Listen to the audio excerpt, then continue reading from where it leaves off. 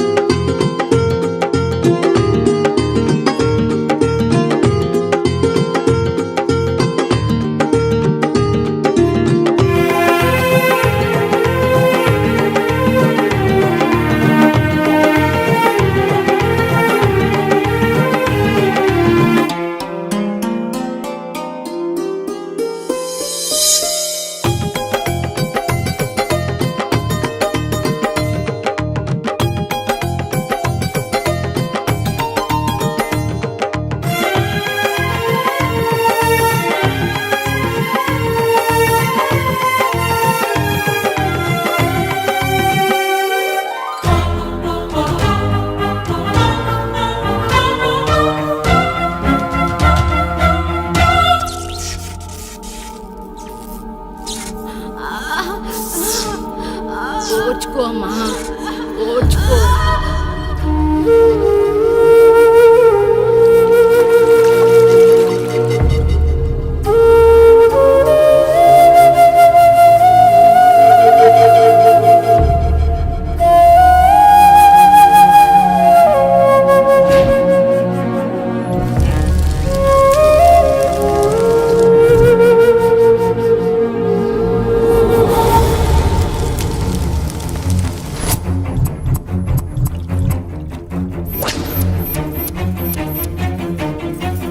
కొంచెం ఓర్చుకో, ఒక గంట ఆగితే ఆ దేవుడు కరుణిస్తాడు.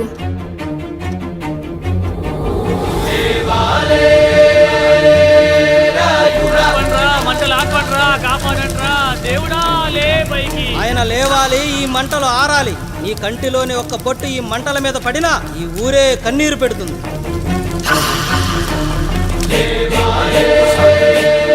ఈరోజు మనూరాచార్య నా వల్ల గోదావరిలో కలిసేలా ఉందిరా. భగవంతుడా, ఒక్క 5 నిమిషాలు, ఒక్క 5 నిమిషాలు నా ఈ పిల్లడ పిలిచి తండ్రి. సన్నని చిరుకులు వడగలుగా మారి పిడుగుల రూపంలో బయటకు వస్తున్నాయిరా. నాలోని బాధ అనిచేది ఇప్పుడు. ఇంకొక 5 నిమిషాలు అంతే, నీళ్ళు సిద్ధంగా ఉంచుకోండి. ఆగు, ఎవరు చెప్పారా డెలివరీకి టైం అయిందని? ఆ దేవుడు నిద్ర వచ్చే వరకు ఈ ఊరు ఒత్త కూడా పోసుకోదు. ఇంకా 5 నిమిషాలు లేట్ అయితే ఆవిడ పేరు ముందు లేట్ పడుతుంది. అది చచ్చినా ఆ బిడ్డ వచ్చినా ఆ దేవుడు మంచం దిగి నేల మీద పడ్డాకే మీ కత్తి దాని ఒంట్లో దిగాలి. శభాష్ రా సమ్రా. ఇంకా నా వల్ల కాదురా, నా వల్ల కాదు. ఒక్క చుక్క కింద పడ్డా నేను చంపేస్తానురా. గుర్తులో ప్రాణం పైకి పోవాలి గాని గుంటలో నీళ్లు కిందకి రాకూడదు. దేవుడు లేస్తాడు, 5 నిమిషాల్లో లేస్తాడు. ఓర్చుకో.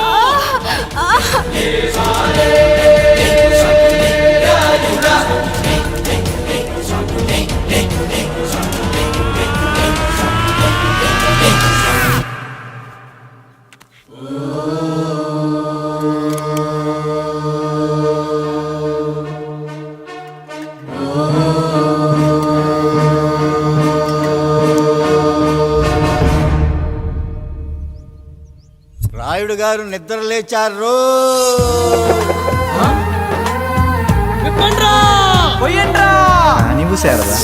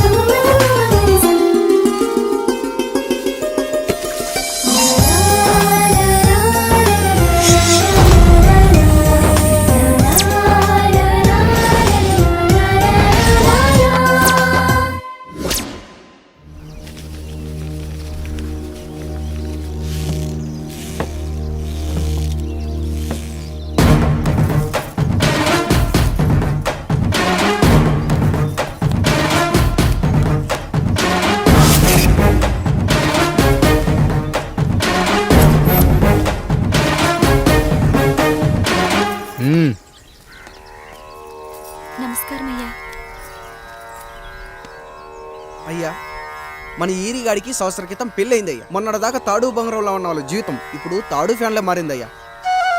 తన భర్తకి తల్లిదండ్రులు ఎక్కువయ్యారయ్యా. కట్టుకున్న భార్యకి చీర కొనడం కంటే అమ్మా నాన్నలకు మాత్రం మందులు కొనటమే తన సంతోషం. పొద్దున లేచిన దగ్గర నుంచి తల్లిదండ్రుల పనులు పెళ్ళ ముద్దు ముచ్చట తీర్చట్లేదని తల్లిదండ్రులను వృద్ధాశ్రమంలో చేరిస్తే తను తన భర్త సంతోషంగా ఉంటామని వీరిగాడి భార్య సావిత్రి రచ్చబండి ఫిర్యాదు చేసిందయ్యా. చూడమ్మా, ప్రతి స్త్రీ జీవితం 3 ఆకులతో ముడిపడి ఉంటుంది. పెళ్లిల్లో మావిడాకులు, శోభనం గదిలో తమలపాకులు, ఆ తర్వాత భర్తతో విడాకులు. మావిడాకులు గుమ్మానికి కట్టొచ్చు, తమలపాకులతో కిల్లీలు కట్టొచ్చు, కానీ విడాకులతో కాపురాలను కట్టలేమమ్మా, కట్టలేం. నన్నేం చేయమంటారు? నాకంటూ కోరికలుండవా? భర్తతో సరదాగా ఒక్కదాన్నే గొడవ పడాలని, ఆయన కష్టపడి అలిసొస్తే పక్కింటి వాళ్ళ కబుర్లన్నీ చెప్పాలని, వచ్చిన జీతం మొత్తం చేతికిచ్చాక నేనే 10వ 12వ చేతిలో పెడితే ఆయన కళ్ళల్లో ఆనందం చూడాలని నాకనిపించదా? ఎంతసేపు అమ్మా నాన్న అంటూ వాళ్ళ కొంగు పట్టుకుని తిరగడమే తప్ప నా పైట పట్టుకుని తిరిగిందే లేదు. నాకు విడాకులొద్దు, నా భర్త నాకు కావాలి. ఎరా, నీ భార్య చెప్పింది విన్నావుగా, ఏమంటావు? అయ్యా, మీరు నా వైపు కూడా ఆలోచించండి అయ్యా. 9 నెలలు నా తల్లి కష్టపడి కనీ పెంచితే 20 ఏళ్ళు నా తండ్రి నన్ను పోషించాడు. నిన్నగాక మొన్న వచ్చింది. ఇది మమ్మల్ని విడదీయాలంటే ఎలాగయ్యా? నాకు నా పిల్లం కంటే నా తల్లిదండ్రులు ఎక్కువయ్యా. మరి పెళ్ళెందుకు చేసుకున్నావురా? అక్కుల్లో పనికెళ్తుంటే అక్కడ మెస్ భోజనం పడట్లేదయ్యా. ఇల్లామంటే పని మనిషి అనుకుంటా. నా పిల్లాన్ని నాకు ఇప్పించుండయ్యా. నువ్వు తప్పు మీద తప్పు చేస్తున్నావు. నీ భార్యను తిరిగి ఏలుకోవడానికి నీకు హక్కు లేదు. ఈ రాయుడు తీర్పిస్తున్నాడు. ఈ ఈరిగాడు మాత్రం తమ తల్లిదండ్రులతో ఉండాలి, కానీ ఈవిడకు మాత్రం భర్త కావాలి. ఈమెకు అభ్యంతరం లేకపోతే నేను పెళ్లి చేసుకుంటాను.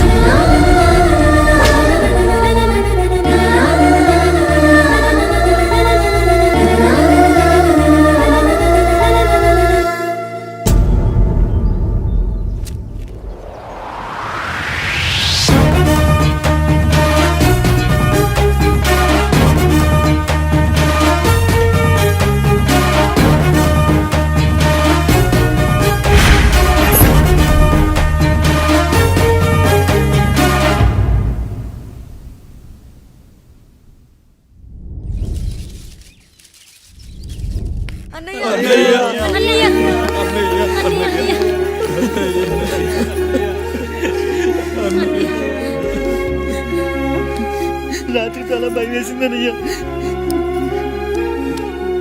ఇప్పుడు మమ్మల్ని వదిలి వెళ్ళకన్నయ్యా. రాత్రే కదరా మనం అందరం కలిసి పడుకున్నాం. ఎప్పుడో రాత్రి చూసామన్నయ్యా.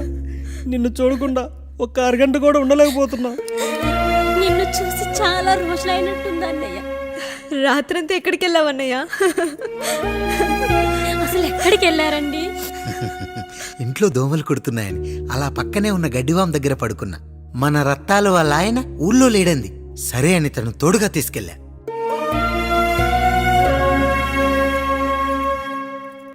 మీ సావుకటే మీ కుటుంబం నుంచి మిమ్మల్ని విడదీయాలయ్యా. అప్పటి వరకు మేము కళ్ళు తెరిస్తే మా కళ్ళ ముందు ఉండాలి, కళ్ళు మూస్తే మా కళ్ళలో ఉండాలయ్యా. నమస్కారం రాయుడు గారు.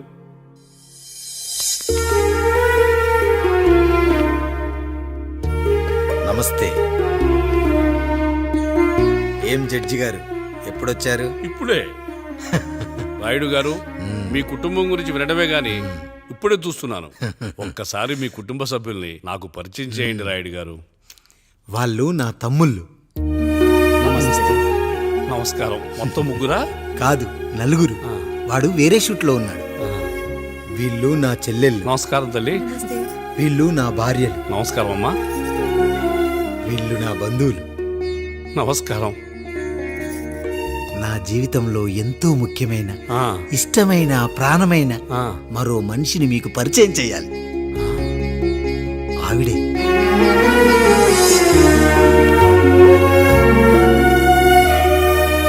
నమస్తే తల్లి. ఆవిడ మా పని మనిషి. ఆ? తను వాళ్ళ అమ్మాయి. నాకు కూతురు లాంటిదే. ఆహా.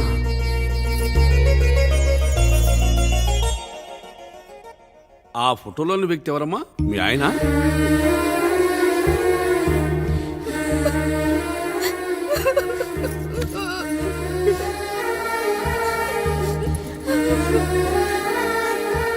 చనిపోయారా? అయ్యో లేదండి, ఎక్కడ పడితే అక్కడ ఏది పడితే అది వాగుతున్నాడని పోలీసులు నగర బహిష్కరణ చేశారండి. మళ్ళా ఎప్పుడొస్తాడు? నెక్స్ట్ సీన్కి వచ్చేస్తాడండి. ఈ అనుబంధాలు ఆప్యాయతలు చూసిన తర్వాత నాకు ఒక కోరిక కలుగుతుంది రాయుడు గారు. మీరు కాదనరనే ధైర్యంతో అడుగుతున్నాను. అడగండి. నాకు ఒక్కతే కూతురు. ఆమెని మీ కుటుంబంలో సభ్యురాలుగా చేసుకుంటారని. తప్పకుండా. నా భార్యలకు అభ్యంతరం లేకపోతే తనను నేను పెళ్లి చేసుకుంటా.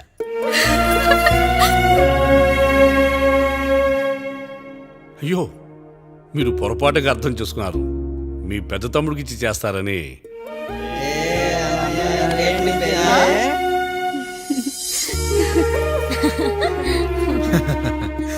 తప్పకుండా తప్పకుండా ఒక మంచి రోజు చూసుకొని మీ ఇంటికి అమ్మాయిని చూసుకోవడానికి వస్తాం. ధన్యుణ్ణి రాయుడు గారు, ధన్యుణ్ణి. రండి రండి రాయుడు గారు, మీలాంటి పెద్దలు మా ఇంటికి వచ్చి మా అమ్మాయిని మీ కోడలుగా చేసుకోవటం. ఇంకా రాయుడు గారు ఏంటి బావగారు, బావగారు అని పిలవండి. సంతోషం. రండమ్మా. త్వరగా అమ్మాయిని పిలిపించండి, మా వాడు అసలే ఆగలేకపోతున్నాడు. మా వాడు చిన్నప్పటి నుంచి అంతేనండి, కక్కొచ్చినా ఏమొచ్చినా ఆపుకోలేడు. త్వరగా మీ అమ్మాయిని పిలిపిస్తే ఆ కళ్యాణం ఏదో చేసేద్దాం. అమ్మా జయమాలిని, అమ్మాయిని చూసురా.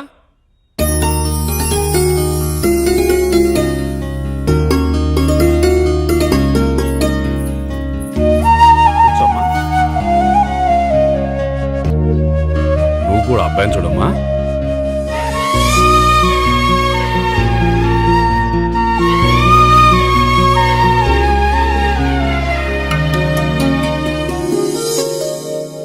మా అమ్మాయి అని చెప్పుకోవడం కాదు కానీ అసలు ఈ కాలపిల్ల కాదు బావగారు.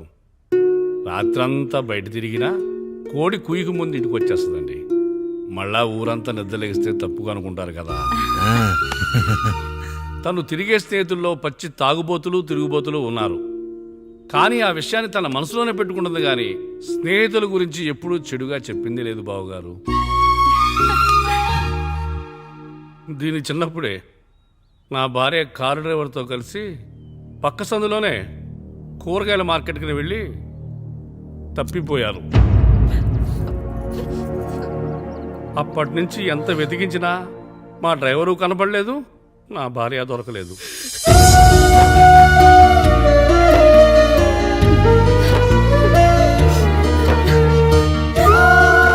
అమ్మ నాకు చాలా ప్రేమ పంచింది నాన్న, అది ఊరంతా పంచుతానంటుంది నా బిడ్డ. నేను కాదనలేదు. అలాంటి నా కూతురు ఇవాళ మీ కోడలవటం నిజంగా నా అదృష్టం బావగారు.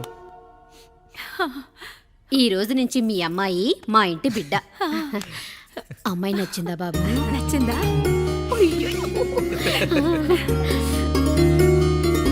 వాడికేం తెలుసు అన్నయ్య గారు, చిన్న పిల్లాడు. ఇప్పటికీ ఆకుని చెవులో పువ్వుని నోట్లో పెట్టుకొని తిరుగుతూ ఉంటాడు.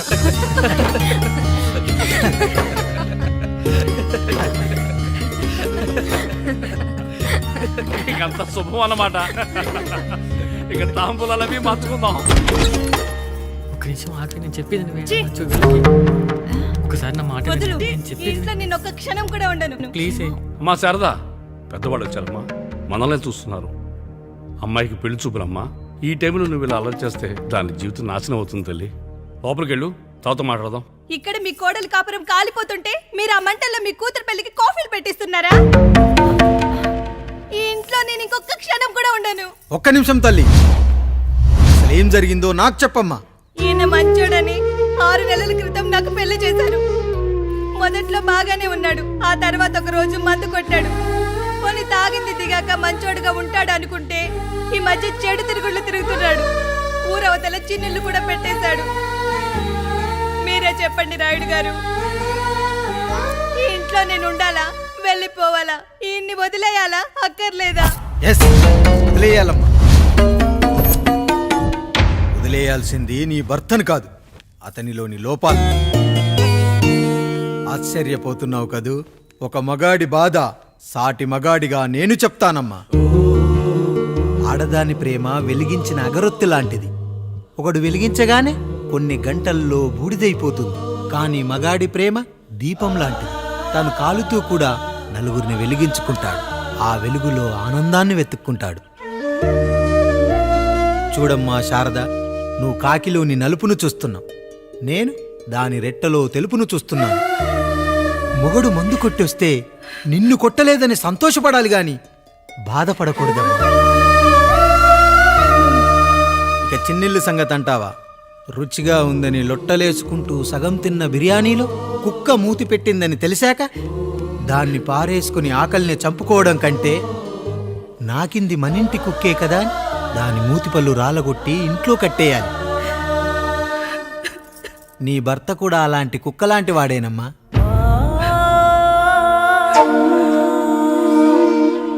ఆడదానికి వయసొచ్చాక 3 ముళ్ళేసుకొని 90 ఏళ్ల జీవితం గురించి కలలు కంటుంది. అదే మగాడు 3 ముక్కలాడి 90 ml మందేయాలని కలలు కంటాడు. హౌస్లోనికి హౌస్ కీపింగ్కి తేడా తెలియని అమాయకపు జాతమ్మా మా మగజాతి. పండగ పూట తినే పాయసం రుచి గురించి మీకు తెలిసి ఉండొచ్చు.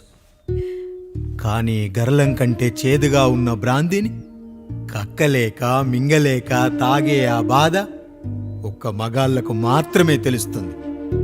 కష్టాల్లో ఓదార్చిన మందును సుఖాల్లో మర్చిపోకూడదని తాగడమే కాని మాకు మాత్రం తాగాలని ఆశుంటుందా తల్లి? చివరిగా ఒక్క మాట, కష్టాలు పొంగల్లో మిరియాల్లా మనకే వస్తాయి, కానీ సంతోషాలు ఉప్మాలో జీడిపప్పులా పక్కనోడుతూ ఉంటాయి. ఎదుటివాడి ఉప్మాలో కూడా పనికిరాని కరివేపాకుంటుందని సర్దుకుపోవడమే జీవితమమ్మా. రాయుడు గారు, నన్ను క్షమించండి. రాయుడు గారు, నన్ను క్షమించండి. నా తప్పు నేను తెలుసుకున్నాను. ఈ రోజు నా 2 బిడ్డల జీవితాన్ని కాపాడారు రాయుడు గారు. ఈ శుభ కార్యక్రమాన్ని కూడా మీరే జరిపించండి. తప్పకుండా.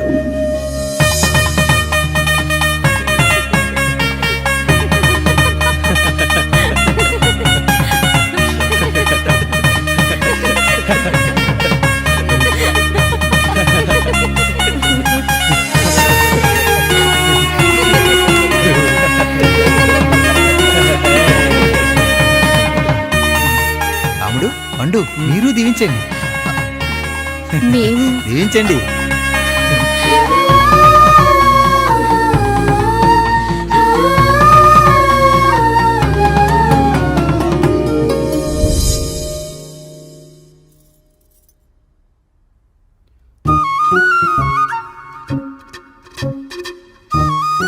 తింటారా?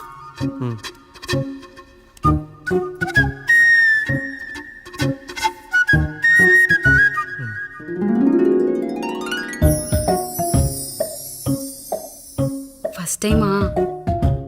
అవును, మీకెలా తెలిసిపోయిందండి? అంటే మా బామ్మ చెప్పింది. శోభనం గదిలో అనుభవం ఉన్న మగాడైతే మామిడి పండు పిసుక్కొని తింటాడు, అదే లేనివాడైతే మీలా ఇలా అరటిపండు ఓపిగ్గా ఒలుచుకొని తింటాడు అని.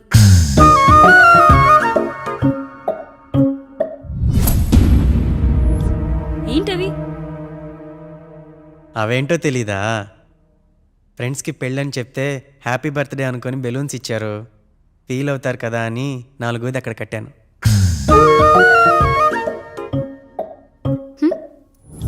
అన్నీ వచ్చాడు.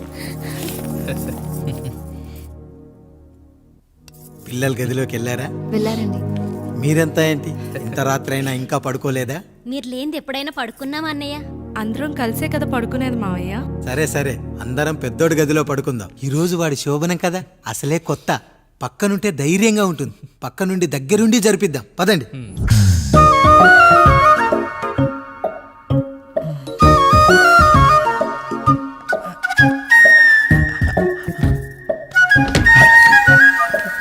కానివ్వండి రా, కానివ్వండి. మీరేంటి మావయ్య ఇక్కడ పడుకుంటున్నారు?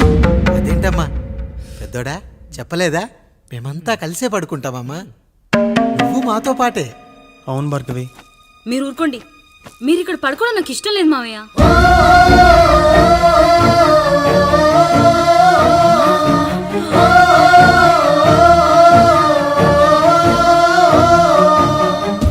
అదేంటమ్మా అలా అంటావు?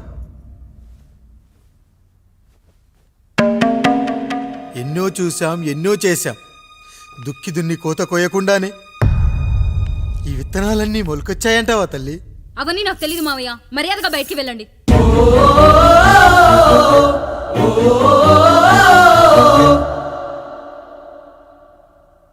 కనీసం ఆ మూలనైనా పడుకుంటామమ్మా.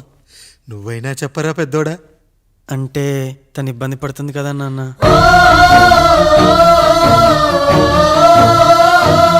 నువ్వు కూడా ఏంట్రా? పిల్లలేదో ఆశపడుతున్నారమ్మా. ఒక్కసారి ఆలోచించమ్మా. మావయ్య, మీరు బయటికి వెళ్తే మేము తలుపులేస్తాం.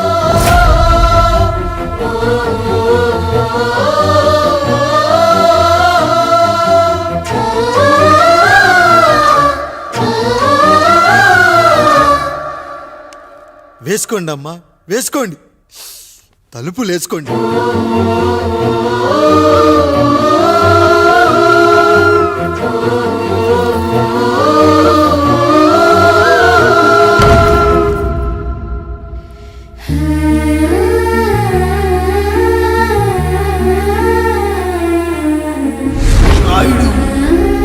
బిడ్డలు జాగ్రత్త. ఈ రోజు నుంచి వీళ్ళంతా నీ తమ్ముళ్ళు చెల్లెళ్ళు కాదు, నీ బిడ్డలు.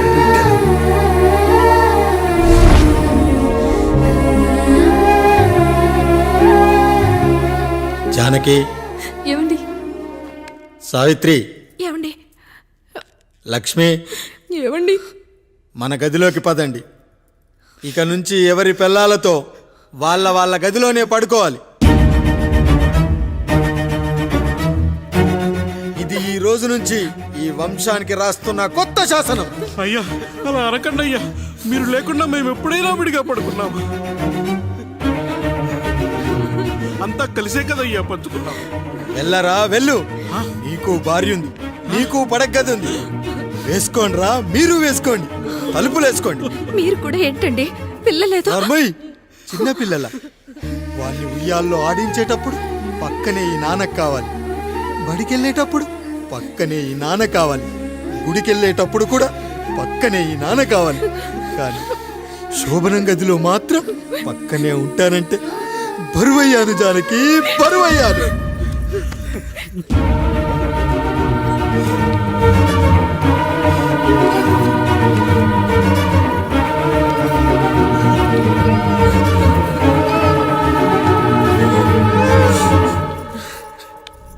ఏంటండి ఇంకా అదే ఆలోచిస్తున్నారా?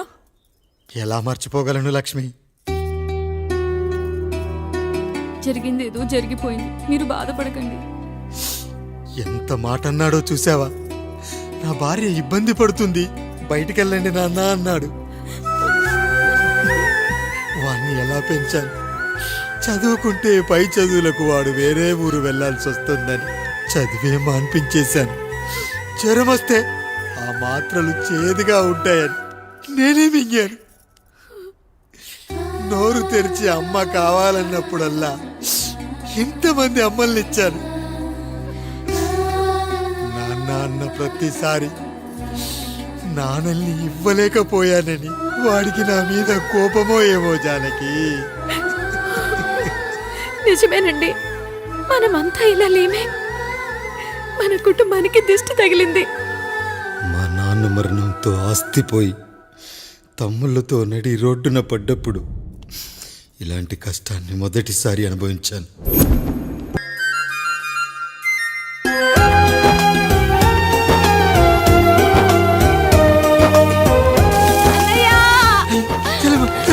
అయ్యో, ఈ పండుగ కాదు తల్లి. ఎంత పంచాయతీ. నానేం చెప్పాడో తెలుసు కదరా, కష్టమైనా సుఖమైనా కలిసి పంచుకోవాలరా.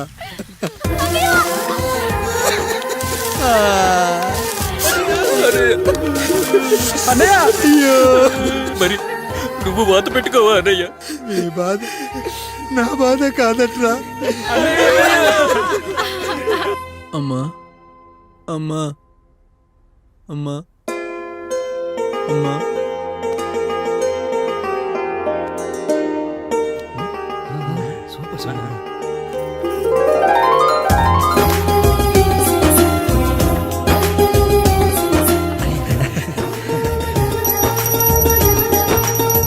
నా భార్య లక్ష్మి. అమ్మ ఇక నుంచి నీకు అన్నీ నేర్పిస్తుంది. ఏరా, చెల్లెళ్ళు అడిగితే అమ్మనిచ్చాను, తమ్ముళ్ళు అడిగితే ఇవ్వలేనా? జానకి, వీళ్ళు నా తమ్ముళ్ళు, ఇక నుంచి మన బిడ్డలు. అన్నయ్య అమ్మ అన్నయ్య మమ్మీ ఆ అమలాపురం, ఈ ఇచ్చాపురం, ఊహాపురం. నమస్కారం. పిల్లలు బడికొస్తారంట మాస్టారు. బాగా చదవండి. పై చదువులకి పక్కూరు వెళ్ళాలి. ఏ ఈ ఊళ్ళో చదువుకోకూడదా? మనూరులో కాలేజీ లేదు కదయ్యా. ఏరా, నన్ను వదిలి కాలేజీకి వెళ్తారా? నేను చదువుకుంది చాలదా? నా చదువులు మీ చదువులు కావా? మా కుటుంబాన్ని, మా అన్నదమ్ముల్ని విడదీసే ఈ చదువులు మాకొద్దు మాస్టారు, వద్దు.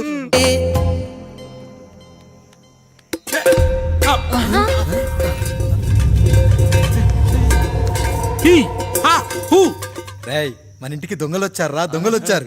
దోచుకోండి రా, దోచుకోండి. మీరెందుకు వచ్చారా? చీపురెందుకు మావయ్య, ఈ కత్తి తీసుకోండి. ఏమయ్యా, మా ఇంటికి రావా? మా ఇంటికి ఎప్పుడొస్తావు? ఈ ఆధారం మీ అందరం ఊరు వెళ్తాం అయ్యా, మా ఇంటికి రావయ్యా. ఇదిగోవయ్యా, ఈ 100 రూపాయలు ఉంచుకో. తీసుకో తాతయ్య. ఏమిటి ఏమిటి ఆప్యాయత అనురాగాలు? ఇదంతా మాకు పాపారాయుడు గారు ఈ ఊరికి నేర్పిన సంస్కారం. మా ఊరికి ఎవరైనా వస్తే ఒట్టి చేతులతో పంపం. ఈ ఊరికి ఏదైనా రోగం వస్తే 4 చావులు ఇస్తాం. దొంగలు వస్తే దోచుకోవడానికి 4 ఇల్లు ఇస్తాం. అయ్యా, పేదరికంలో ఉన్న తల్లిదండ్రుల పిల్లల్ని పార్కుల నుండి, స్కూళ్ళ నుండి తీసుకెళ్లి బిస్కెట్లు, చాక్లెట్లు కొనిపెట్టి డబ్బుండి పిల్లలు లేని దుబాయ్ షేకులకు ఇస్తుంటే నన్ను కిడ్నాపర్ అని జైల్లో పెట్టారు. 300 రూపాయలు పెట్టి కొన్న కత్తిని అది పనికొస్తుందో లేదో అని ఒక నగల వ్యాపారి కడుపులో పరీక్షిస్తే నన్ను హంతకుడు అన్నారయ్యా. మీరే ఈ కాముడిని అర్థం చేసుకున్నారు. నేను మీ ఊర్లోనే ఉండిపోతానయ్యా, మీ ఊర్లోనే ఉండిపోతాను. సరే కాముడు, సరే. కుమ్మరోళ్ళున్నారు, కమ్మరోళ్ళున్నారు, కంచరోళ్ళున్నారు, కాసోళ్ళున్నారు. ఇక్కడ కంసాలున్నారు, పద్మశాలున్నారు, ఆచార్యులున్నారు, పూజారులున్నారు. రెడ్డి, నాయుడు, చౌదరి, దళితులు కూడా ఉన్నారు. హిందువులు, ముస్లింలు, క్రిస్టియన్స్ కూడా ఉన్నారు. కానీ ఒక దొంగ మాత్రం లేడు. ఈ రోజు నుంచి నిన్ను దొంగగా నియమిస్తున్నాను. ఈ ఊళ్ళో 4 ఇళ్ళు దొంగతనాలు చేసుకొని హాయిగా ఉండండి రా, హాయిగా ఉండండి. అయ్యా, మీ కుటుంబం అనే కొబ్బరి మట్టలో నేను ఒక ఆకునవుతాను.